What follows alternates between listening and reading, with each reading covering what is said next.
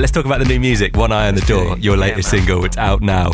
I'm not going to go into who it's about, what it's about, whether or not I'm going to get like a newspaper headline about this. All I want to know... That's what everyone else seems to do. Yeah. And they can find that elsewhere. So I'm sure, but the thing is, they won't. They'll find it here. And even if they don't, they'll just make it up, because that's how it works.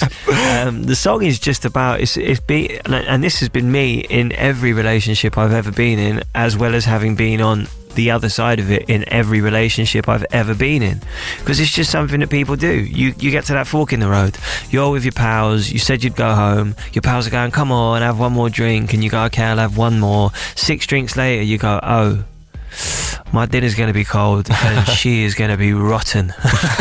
She is going to be absolutely livid. See, when it's done to me though, I'm clever. Like, not to say I'm calculating, but like, I'm like, cool, I'm just going to remember this. So when you come home and you feel a bit fragile, I'm going to give you the cuddle that you want. I'm not going to shout at you.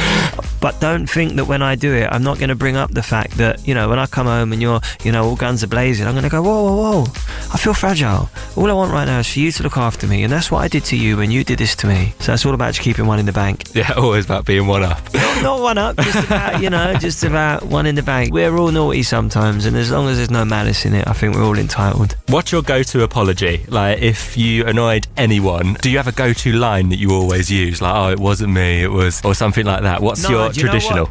My whole thing with apologies is don't just say sorry because you want everything to go back to how it was so you can get what you want out of the situation. Only ever apologise if you know what you're apologising for. If someone says sorry to me and they just go, look, I'm sorry, all right? No, it's not all right. What are you sorry for? How are you going to solve this? Well, yeah, and also just because you have to, if you don't have any understanding of what you're sorry for and you're just saying sorry, you're just being manipulative. This has all got a bit deep, isn't it? Yeah, it has, but it's an evening show, so it's fine. The song's just about having one too many drinks and cracking on, mate. But it's fine, we're going into philosophy with Pro Green on the show this evening. The Philosophy Hour with Professor Green on kmfm. That is exactly what we need. I'm going to cut that up and use it at the beginning of every show. If you could be in once a week, that would be good, and then we'll answer the listeners' questions about what you're paying, mate. So, Pro Green, what's the meaning of life? The meaning of life. I think it's about presence, which means, you know, not holding on to the past, not looking to the future. It's about being in the moment. And that's 2 weeks of philosophy with Pro Green sorted. I'll come up with more questions and then I'll send them your way. You do that. So have we got an album on the way? There's always an album on the way because I'm always working on music, but like with I enjoy the immediacy of things now. You know, things just come out from out of nowhere. So right now I just want to get music out. It's been really good, you know. I dropped back on the market. I've dropped One Eye on the Door, both in very quick succession, and I just want next year to be filled with Pro Green music. Because I suppose that's something that you couldn't have done when you first started, because I suppose when you were first signed it was a case of, okay, we're going to put it to radio this day, then it's going to be released this day, and you need to do promo between this and this. But now I suppose you can jump out of the studio, if you're finished with it, you can just whack it online straight away. Yeah, I can annoy my record label and just stick it on SoundCloud. It's a different game. The model is different. I don't think anyone has quite worked out how it works yet. I think everyone is just winging it. But I tell you what does work, the song, the response to it has been unbelievable. You know, everyone's going, Pro's back to his old self, you know, because it goes back to that kind of I Need You Tonight vibe. We were talking earlier about how you've been all over the news, loads of stories coming out, people like twisting interviews. You must have read some weird things in your lifetime. Weird, mate. It's like I see it and I'm just happy. You know, I know there's been no swipes taken, there's been no negativity, quite the opposite. But people, that doesn't sell newspapers. No. And I just feel sorry for I can't describe the people that read these things and believe them how I want to. But I just feel really, really sorry for people that read into this stuff. Like, first of all, how is someone's divorce entertainment? No, exactly. Like, what kind of world do we live in where that's even, you know, it's mental. Yeah. And I'm cool, man. Like, and we're cool. So, but that doesn't, it's really difficult for people to make anything out of that. That's not interesting. Two people separate amicably is not a headline you've ever read, is it? No, it's true. Two people are actually okay.